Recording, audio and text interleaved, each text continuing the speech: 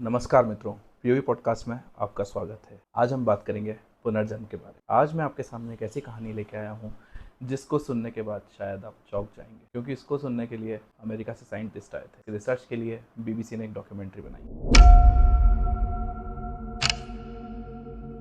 जब मैं एक बार सिवा हो चुका कि हम लोगों को नहीं किसी को पहचाना इन्होंने।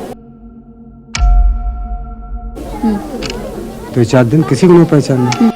नहीं, सुमित्रा मत बोलो मुझसे। फिर उसमें बच्चों का नाम लिया। मम्मी के आगे रोने लगी हमारी से। हाँ, और क्या सुमित्रा बन जाऊंगी तो अब? सुमित्रा के बारे में तुम कोई बात याद है? नहीं है, जैसे खत्म हुई थी वो भी मैंने बता दिया था। तो आइए ये कहानी शुरू करते हैं। वैसे तो आप सभी ने पुनर्जन्म की बहुत सारी कहानियाँ सुनी होंगी, लेकिन आज जो कहानी हम आपको सुनाने जा रहे हैं वो आपका दिल दहला देगी। वैसे तो ये कहानी सभी कहानियों से बहुत ही अलग है, लेकिन इस घटना को खुद अमेरिका के साइंटिस्टों ने भारत आके रिसर्च किया था और इसे पुनर्जन्म की सच्ची घटना कहा था। यह पुनर्जन्म की घटना 5 दशक पुरानी उत्तर प्रदेश के इटावा जिले के सफीपुरा गांव की है। उस दौर में न तो घरों में बिजली हुआ करती थी, न ही उस तरह की सुख सुविधाएं जो वर्तमान में हमारे इर्द गिर्द रहती हैं। इसी बीच साल 1968 के एक गरीब ठाकुर परिवार में एक लड़की का जन्म हुआ। घर वालों ने लड़की का नाम सुमित्रा रखा। उस दौर में गाँव में रहने वाले ग्रामीण अपने परिवार का पालन पोषण करने के लिए शहर जाकर नौकरी किया करते थे। सुमित्रा के पिता भी शहर में नौकरी करते थे। सुमित्रा और उसकी माँ घर में अकेली ही रहती थी। एक दिन अचानक उसकी माँ की मौत हो गई। माँ की मौत के बाद पिता ने उसे अपने रिश्तेदार के घर रहने के लिए भेज दिया और ये सिलसिला काफ़ी समय तक चलता रहा। पिता शहर में नौकरी करते रहे और सुमित्रा अपने रिश्तेदार के यहाँ ही रहने लगी। आर्थिक स्थिति ठीक न होने के चलते सुमित्रा कभी स्कूल न जा सकी और अकेले होने की वजह से वह काफ़ी परेशान भी रहती थी। जिसके बाद उसके पिता ने मात्र 13 साल की उम्र में ही जगदीश सिंह नामक आदमी के साथ उसकी शादी कर दी। लेकिन जगदीश भी नौकरी करने के लिए शहर जाता था। यहाँ पर भी सुमित्रा अपने सास ससुर के साथ ही रहती थी। इस बीच साल 1984 में उसने एक बेटे को जन्म दिया। बेटे को जन्म देने के बाद अब उसका अकेलापन काफ़ी हद तक कम होने लगा। अपने बेटे को वह अपनी जान से भी ज़्यादा चाहती थी। जब वह पानी भरने या घर के किसी भी काम के लिए जाती तो अपने बेटे को साथ जरूर ले जाती थी। ऐसा वो इसलिए करती थी क्योंकि बचपन से ही उसने अकेलापन देखा था। उसे कोई भी कभी अपना नहीं मिला और एकदम से उसे जब अपने पुत्र की प्राप्ति हुई तो उसे ऐसा लगा कि अब उसको समझने वाला, उसके साथ रहने वाला कोई आ गया है। एक दिन जब सुमित्रा अपने बेटे को लेकर पानी भरने जा रही थी, तभी अचानक उसके साथ कुछ हुआ कि सभी लोग डर गए। दरअसल अचानक उसके दोनों हाथ आसमान की तरफ मुड़ गए। आंखों की पुतलियां चारों ओर घूमने लगी और वह ज़ोर ज़ोर से अपने दांत किटकिटाने लगी। यह देख के उसका बेटा भी रोने लगा।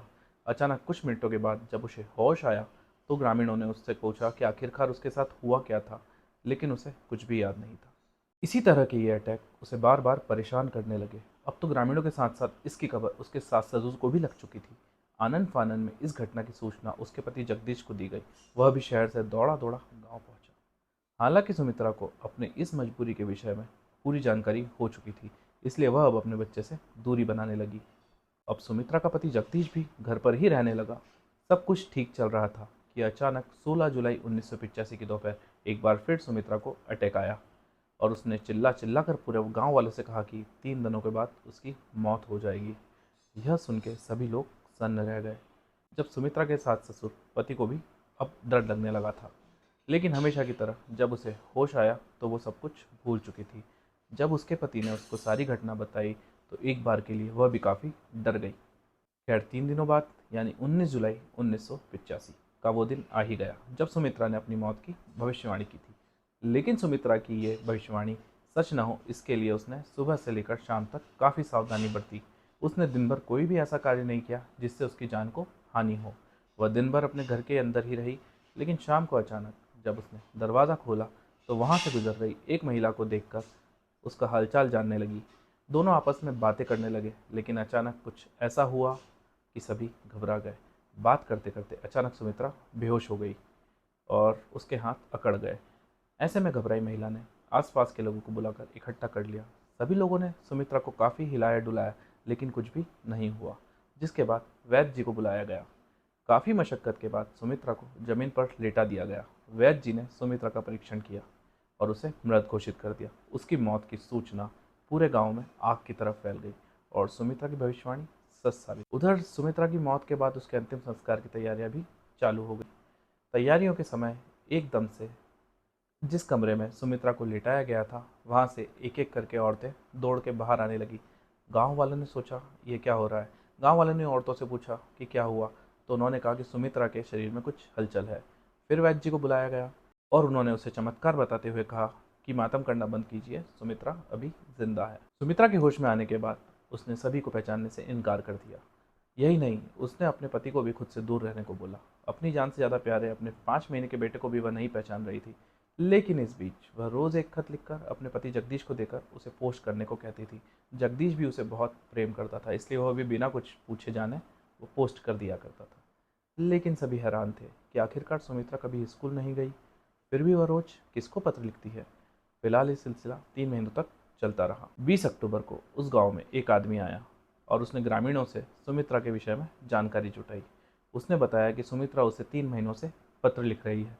जिसके बाद सुमित्रा के पति ने उससे पूछा कि आप हैं कौन, तो उसने बताया उसका नाम है रामसिया त्रिपाठी और वह इटावा जिले का डिबियापुर गांव का रहने वाला है। पेशे से वह एक लेक्चरर है। उसकी बात सुनकर सुमित्रा अंदर से दौड़ी चली आई और उसने उस आदमी को पिताजी कहकर गले लगा लिया। पिताजी सुनकर सियाराम त्रिपाठी चौंक गए और सुमित्रा कहने लगी कि मैं सुमित्रा नहीं, मैं आपकी बेटी शिवा हूँ। यह सुनकर और लोग भी हैरान रह गए।